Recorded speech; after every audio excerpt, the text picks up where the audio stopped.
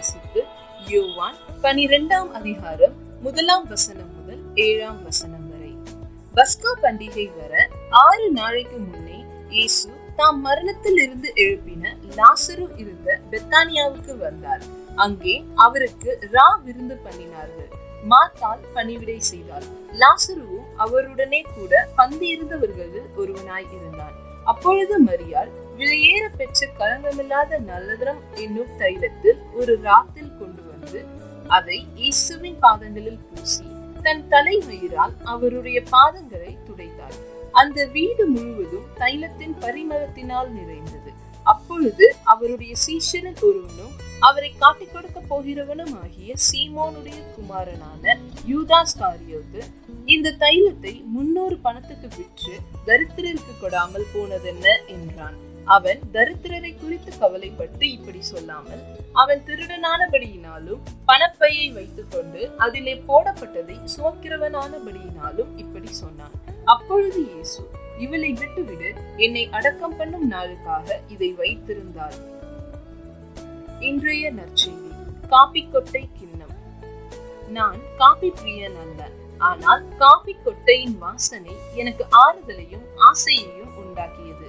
எனது வாலிப மகள் மெலிசா தன் படுக்கை அறையை அலங்கரிக்கையில் ஒரு கிண்ணத்தில் காபி கொட்டைகளை நிரப்பி அதன் இதமான வாசனையை அறையெங்கும் வீசும்படி செய்வாள். அவள் 17 வயதில் ஒரு சாலை விபத்தில் மரித்து சுமார் 20 ஆண்டுகள் ஆகின்றன. ஆனால் இன்னமும் அந்த காபி கொட்டை கிண்ணம் எங்களிடம் உள்ளது. எங்களுடன் மெலிசாவின் வாழ்க்கையை நினைவூட்டும் நறுமணமாக இன்றும் தொடர்கிறது. நறுமணத்தை ஞாபகக்குறியாக வேதமும் பயன்படுத்துகிறது. உன்னத பாட்டில் ஒரு ஆணுக்கும் பெண்ணுக்கும் இடையேயான அன்பை குறிக்க நறுமணம் அடையாளமாய் உள்ளது. ஓசியாவின் புஸ்தகத்தில் இஸ்ரவேலை தேவன் மன்னிப்பது லீபனோனுடைய வாசனையை போலவும் இருக்கும் என்றுள்ளது. இயேசுவின் பாதத்தை மரியாள் நலதத்தால் பூசுகையில் மரியாளும் அவள் உடன் பிறந்தவர்களும் வாழ்ந்த அந்த வீடு முழுவதும் தைலத்தின் பரிமளத்தினால் நிறைந்தது. இது இயேசுவை அடக்கம் பண்ணுதலுக்கு ஏதுவாக இருந்தது. பரிமள வாசனையை நம்மை சுற்றிலும் உள்ளவர்களிடம் நமக்கு இருக்கும் சாட்சியை நினைப்பூட்டுகிறது.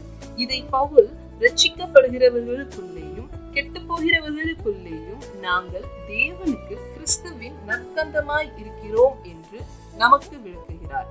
காபி கொட்டையின் வாசனை எனக்கு மெலிசாவை நினைப்பூட்டுவது போல இயேசுவையும் அவரது அன்பையும் நமது வாழ்க்கை வெளிப்படுத்தி அனைவருக்கும் அவர் தேவை என்பதை பிறருக்கு நினைப்பூட்டும்படி வாழ்வோம்.